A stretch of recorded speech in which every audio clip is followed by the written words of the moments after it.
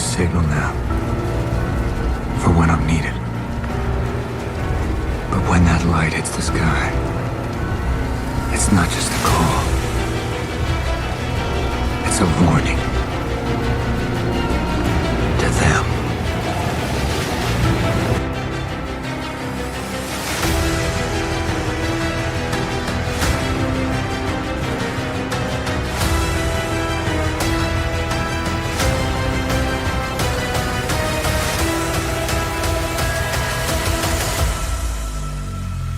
Yes, sir. Welcome to the Gotham Chronicles Beyond the Bat Signal. I'm your host, Domenic.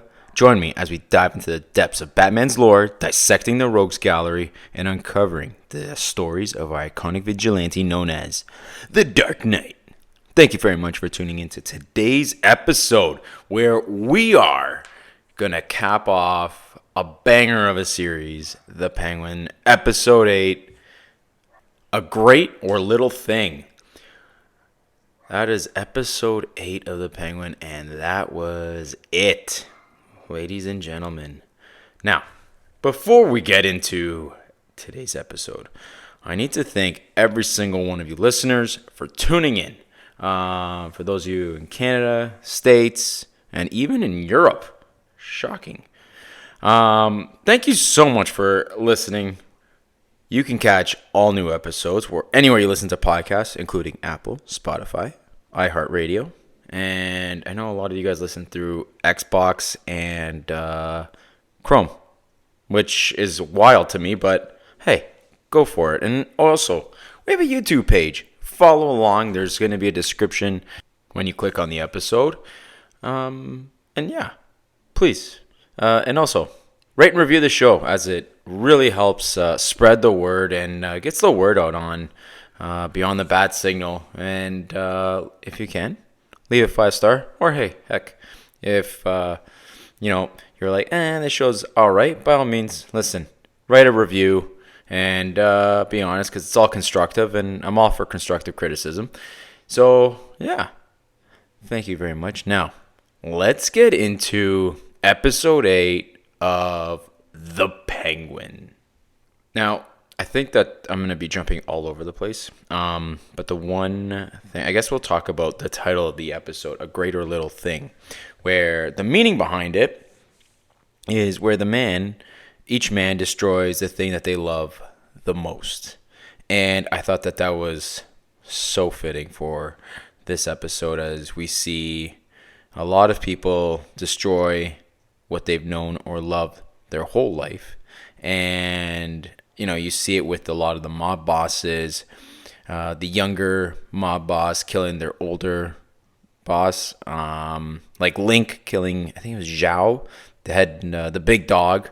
And then obviously we will get into it, but where even Penguin killing the thing that he loves the most. And no, it's not just his mom, but also Victor.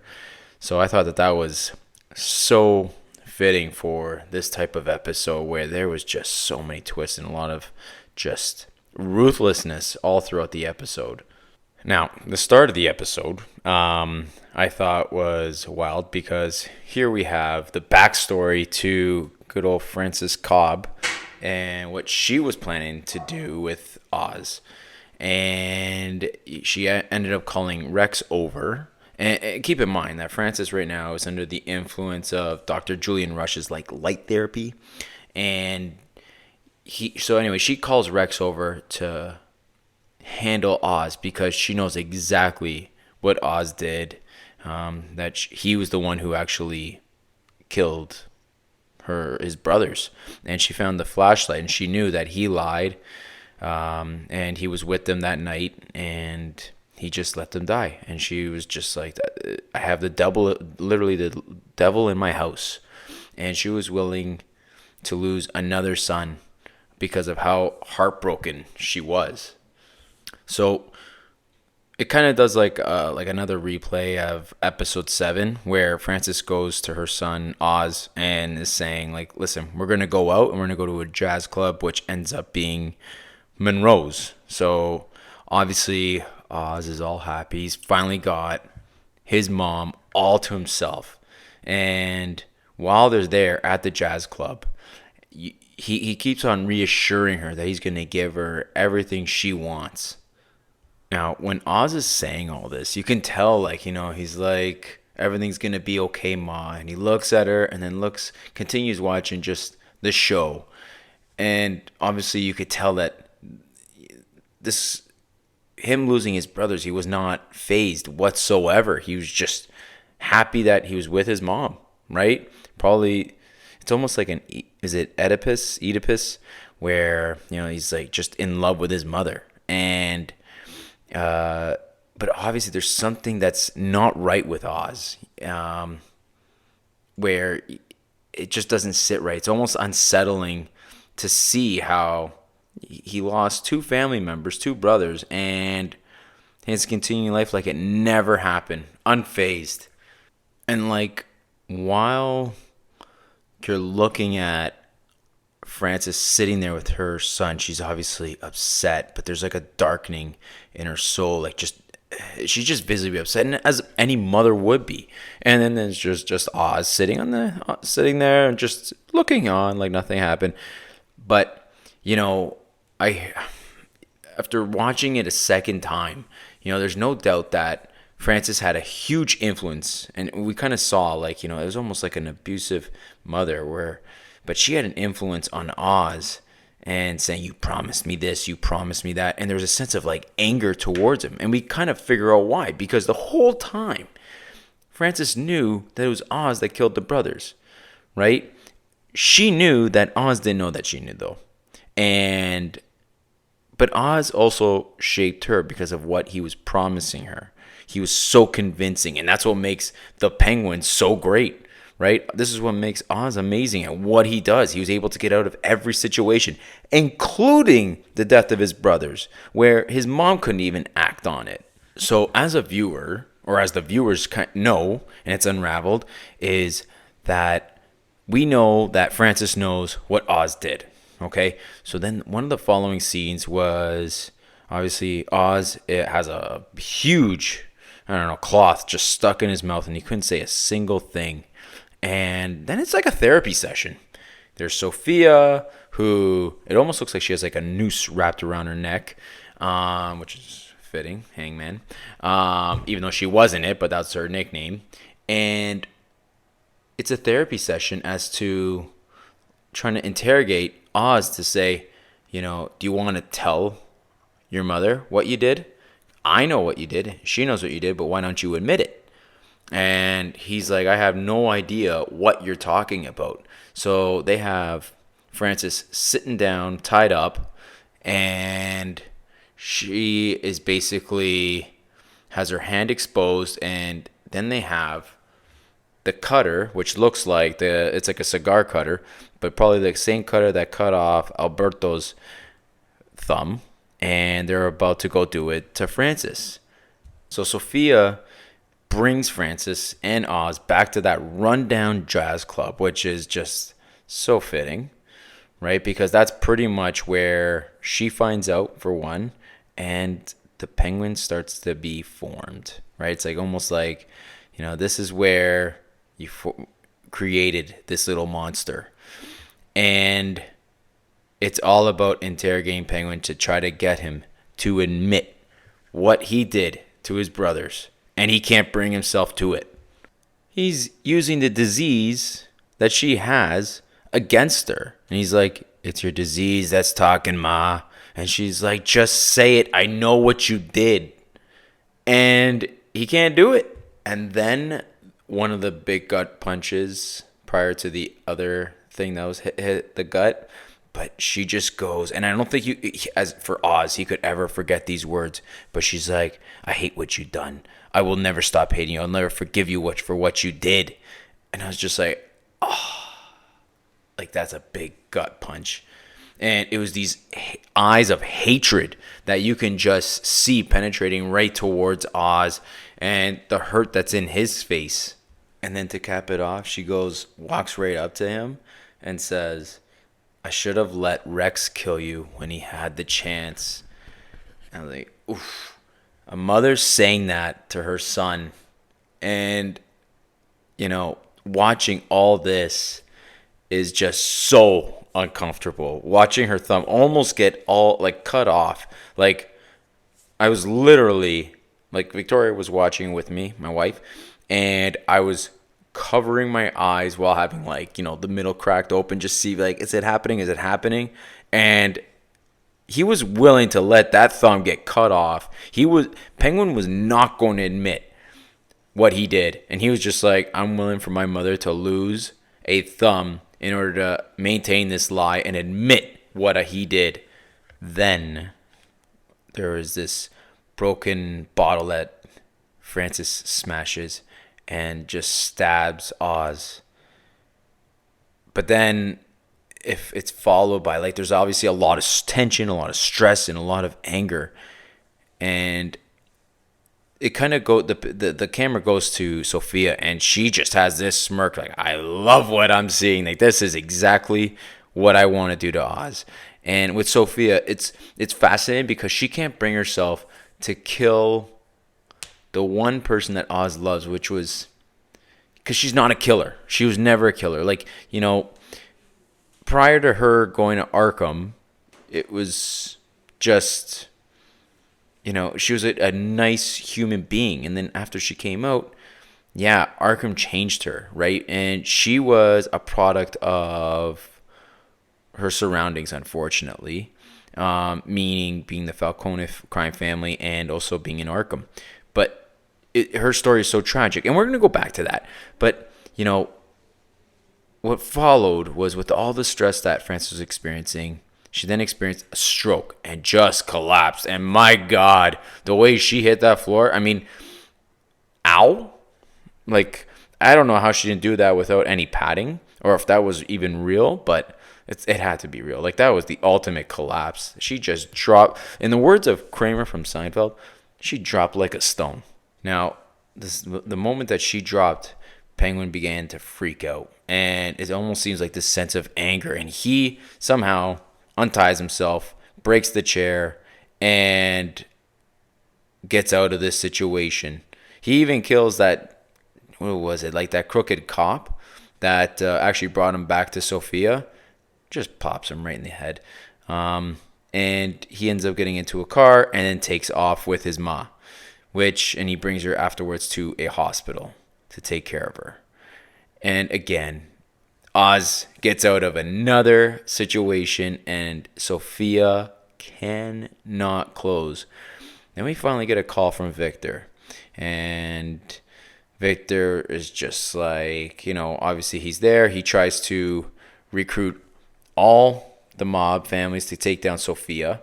And he loses it on these guys. And then Link, subtly, but he punches Vic, and just to say, like, listen, you need to know your place, and I'm going to help you out.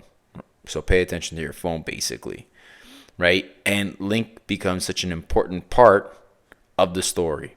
So Vic obviously meets Penguin at the hospital, where he's got to take care of Penguin's mom, right? Like, she's at the hospital, and he's telling the nurses, like, you need to take care of her.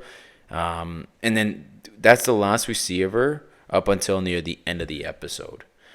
But then we go back to Sofia, where Sofia has gathered all the crime families and is basically making a deal. Like, I'm going to give up everything and I'm going to take off. I'm just going to leave because I can. And she's promising, like, whoever kills Penguin gets everything she has. She doesn't want any of this. The house, the money, take it all. And then we get this epic scene that follows it afterwards. So everyone leaves, and we get her dressed up in red, and she gets all of Carmine's clothes. And then you got the watch that was seen in the beginning of, I think, near episode 1, and where Alberto, I think, gave it to Carmine, and sure enough, that's thrown onto this bed, and all the alcohol is being poured all over these rooms. And Sofia lights up 3 cigarettes, and one of them, boom, and that entire room just lights up. And then it was like another one, where it was like the dining room where, Obviously, the family portrait just gets burnt to ashes, and we see Sofia slowly walking out. And we get like a back shot of the entire Falcone household, and no one's gonna get that house. That's gonna be burned to smithereens. So, yeah, I mean, good luck. You need a good contractor to rebuild that brick for brick. Hopefully you guys got the reference on that. But anyway, and she takes off. So she looks like she's got a plan. Now with Sofia, she wants to hurt Oz, and she also wants her freedom and is ready to go take off. So she hops in the car and is going to the airport. But before we get to all that, probably one of the most epic scenes in that episode, probably in the series, we got Penguin or Oz meeting up with the counselor, and he's basically making the deals of all deals, and he says it exactly how it's going to go down. You're going to clean up Crown Point, and you're going to capture the Hangman Killer. You're going to find, based on all those explosions, you're going to find the Maroney family and the Falcone family all down there with all the drugs down there. And your name, you're going to be looked at like from the people as a savior. And then you're going to bring in Sofia Falcone. She's going to be your ticket. And you're going to bring down the Hangman Killer again. And this is the person so basically you've taken down the Maronis, the Falcones, and the Gigantes. And you will be seen as a hero. Penguin wrote it out word for word exactly how it was going to go down. Anyway, we get to the airport, and there's all the mob bosses that have captured, I think it was the Zhao family that have captured Oz, and they bring him in and they meet them at the airport. So you have Sofia getting dropped off there by car, and then you have Link, and it looks like the other big boss. I'm going to call him Zhao, or Zhang. I'm sorry if I'm messing up this name, but and they have guns all pointed towards Penguin, and Sofia is about to take off, and she watches how this all plays out, and then all of a sudden, it was like a double cross. So Link takes out the big boss, Zhang or Zhao, and it just seems like it's a gun war. Everyone's been taken out with the exception of Oz and Sofia. So it was a double cross. And this was all orchestrated pretty much through Vic. Vic was the one who helped out. Now, then we get like a nice little full circle where it's so fitting. We have Oz as the driver, and then we have Sofia in the back seat where she, by the way, so while Oz is driving, she's trying to get out of the back seat and try to jump out, but that's not going to happen. And she's fully anticipating her death. Now, if you listen to the Batman on Film podcast, it was Bill who was talking with Ryan, and Bill asked the question, what's worse than death for Sofia? And she said, and the response was Arkham. Like, that would be worse. And then they predicted this is how it would go down. And they were bang on. So Oz brings Sofia back to Elliott Bridge. Again, we're hearing the name Elliott. I gotta believe that Hush is coming for the Batman Part 2, but who knows. And according to Lauren LaFranc, the Elliott Bridge is a great, I guess, divider between the rich and the poor. So Oz has the gun pointed right at her, and he's asked her a couple times to turn around, because in my head I thought he was gonna pop her right there and just take her out, and he kept on asking Sofia to turn around, and we slowly get like just a last look of Sofia, and we're like, okay, here's her death scene, she's gonna get shot, and then lights flash on her and all the cops surround her, and then we got, what was it, Mackenzie Bach, you son of a bitch. Anyway, they all arrest Sofia and take her out. And it was exactly how Oz said it would go down, and how he got the councilman to basically, it was him that got to take her down. And everything that Oz said is what the councilman did. And sure enough, this guy is going to look like an angel, especially to the people in Crown Point. So Sofia's biggest nightmare came true when she went back to Arkham. And according to Lauren LaFranc, she always said that she's always planned that Sofia would be going back to Arkham. And for Sofia, this is definitely a fate that is worse than death. And they even bring up a scene near the end, or at the end, where Sofia is just back in Arkham looking depressed to high hell. And then sure enough, Julian Rush, oh God, that guy bothers me so much. I don't know what it is. But anyway, he's back and he's got some mail, some poems, and then there's even love letters. And then we got a beautiful envelope in black. So this guy obviously has to open them and screen them, or someone does. And anyway, it's in black, and it is from a Selena Kyle, which I'm sure we all know the name. And sure enough, it's her half-sister. And there's a slight smile from Sofia, which I love how they just they don't spill the tea. They just kind of leave it off as to like making it, you create whatever you want in your own mind. Now we get to basically the ending. And then this is where we see, honestly, there was something about Oz that I did like. And then sure enough, he's killing his brothers. Him coming out and killing his brothers. And you're like, okay, he's not a good human being. And then near the end, obviously you see Vic witness what Oz had to go through at his most vulnerable times. And Vic was so important to what Penguin had to achieve. Like, without Vic, Penguin couldn't achieve any of this. And, he saw Penguin as most vulnerable.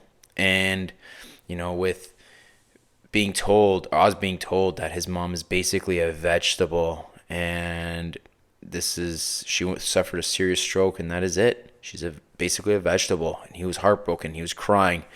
And Vic consoled him. And then we get, Oz and Vic sitting by what looked like the river, talking. And maybe Vic said too much, but Vic was like to Oz, "You're family to me." And for Oz to get to the top, he cannot have any vulnerabilities whatsoever, and cannot have anybody close to him whatsoever. And Oz just grabs Vic with his bare hands and strangles him. And it was so uncomfortable, so unsettling to watch him strangle Vic to death. And you're just like, what the F? Why? I was in disbelief. My jaw dropped to the ground. Being like, wow. And I couldn't stop saying wow to my wife. Seeing that happen, it was excruciating to watch and uncomfortable to watch. It just goes to show that Oz is going to do whatever it takes to achieve his ultimate goal. And, he's just ruthless. And it just goes to show, like Oz said, it wasn't for nothing, right? And he got him to point A, point B, all the way to the end. And that was it. That was all Vic's job was, and he killed him, right? It was really excruciating to watch. Oz then, after he kills Vic, he grabs Vic's wallet, takes it out, takes the cash, whatever was in there, gets the ID, and throws the ID into the water for any identification. And then sure enough, so ruthless. If you look at the X/Twitter, I think it was at the Batman, one of those two official tags. But anyway, and it's just missing person, and has Vic as the face, and just gut punch when seeing that. But yeah, and it just goes to show that Penguin is just, it's almost like a tragic hero. He's sweet and he's got a kind side, but really what it is just he's a monster, and that's where that monster just came out. He was willing to kill someone that's so close to him with his bare hands. And that's followed up by, then we see Penguin obviously reach the top. It almost seems like there was a little bit of a time jump, but the show doesn't tell us how much. And he's getting out of a beautiful Phantom Rolls Royce, and obviously purple. And he goes into this huge building where there's a penthouse. Now, not only do we see that, but we see Oz in a tux. And there's a top hat. No monocle, but there's a top hat. And this is the Oz that it almost seems like he's fully formed Penguin. It is not the Oz that we started with in the Batman or at the beginning of this series. He is definitely progressed as top dog. And, he's dressed to the nines. He goes up. He goes right to the penthouse and visits his mom and gives her everything she promised. Now, is it nicely decorated? Definitely not. Doesn't even look finished. And then, his mom being in the state that she's in, there are tears that come down her face. And it's difficult to say, but if she was at that point, she's cognitive to what is going on. This is not what she wanted. She would have rather the pug been pulled out. But for Oz, he was so upset when he found out that she was, not coherent, not able to speak or mention. All he wanted her to say to her, or say to him, was, tell me you're proud of me, tell me you love me. And he didn't get any of that satisfaction. So then we get, which I thought was kind of fitting, Eve Carlo, which I'm not sure if that's a play for Basil Carlo, because Eve has got multiple different looks, multiple different wigs, and this time she's playing a different look, and this time it's as Oz's mom. So Oz goes down the stairs with Eve dressed as his mom, waiting for her. And this is uncomfortable and very cringe, but this is the sickness in Oz, right? And they start dancing in the very dress that Oz put on his mother when they were dancing to one of those jazz songs. And then the wig resembles so much like Francis Cobb. Yeah, there's no doubt that this is a transactional relationship between him and Eve. And the transaction, where you pay for some love. And this time it was, I'll pay you, and in transaction, he's going to receive his mom or someone dressed as his mom. And she's going to tell him, I'm proud of you. She's going to tell him, because she did, I love you. And I'm not talking about his actual mother, someone dressed as his mother. These words that he always wanted to hear. Again, that just, I don't know, man. I just shiver in disgust. And reflecting and saying this all out loud is tragic, right? Because he lost a lot of people on the way. He even lost his mother. And it's just tragic because everything he wants was delusional. It's tragic that his mom could never say, I'm proud of you. It's tragic that he was told he was the devil, right? It's tragic that the way he is, he let his brothers die. It's tragic that he had to pay someone to dress up as his mother to tell him, I'm proud of you, in that transactional relationship. And there's a lot more that he lost than maybe he gained, but he thinks because he's at the top that maybe this is his happiness. But is it, right? Because he's lost everything now. And anyone that's close to him, he's going to immediately kill. Who knows? But I don't know, man. It's a very tragic story. You almost feel bad for Penguin because of, he's sick. He is. And it was at such a young age. And he just didn't feel any remorse for it. And now you're looking at his mom, something that she did not want. Asked him, begged him, do not let me be at this state. And he kept her just so he can keep her around because he can't let go of her. And it's just the love that he has for her, yes, but, maybe it's the wrong type of love. Now, let's talk about that. There's two things I want to talk about. Let's talk about this. A lot of complaints about Batman not showing up in this series. There were mentions, and, every now, I think it was the first and last episode of a bat flying around, whatever. And I don't want to be too long on this, but I will say that was Batman being in the series necessary? And I don't think it was. I think because this is from the perspective of the Penguin. The series is called The Penguin, just like the Batman was called The Batman. We had it from the perspective of the Batman. We're not going to know everything that Oz was doing. We're not going to know everything that Carmine Falcone or Selina was doing, right? Same thing with Penguin. When Penguin, people online were just making memes, making jokes about there's that street that completely collapsed and just got bombed. And it's like, oh, where's Batman?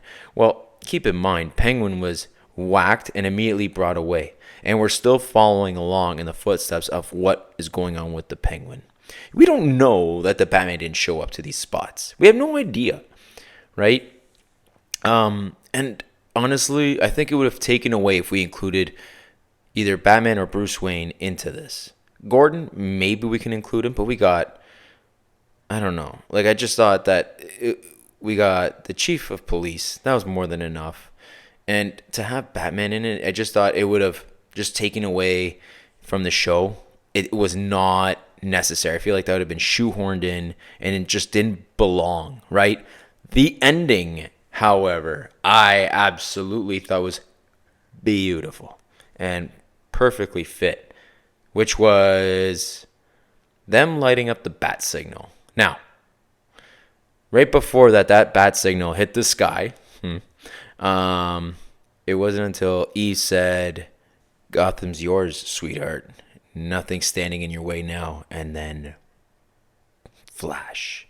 All you see, bat signal hits the sky, and the scene ends. Show's done. Chef's kiss. I honestly believe it was perfectly done, and that's exactly what was needed. Not too much, not too little. Is just right. And we cap off with Penguin being the Penguin, fully formed, it seems like.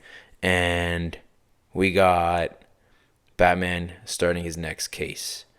And that is it for that episode. Which, listen, you give me a letter grade, I'm giving that an A+, a 9.5 out of 10. I really don't think that there was any issues with this episode. It was so well done.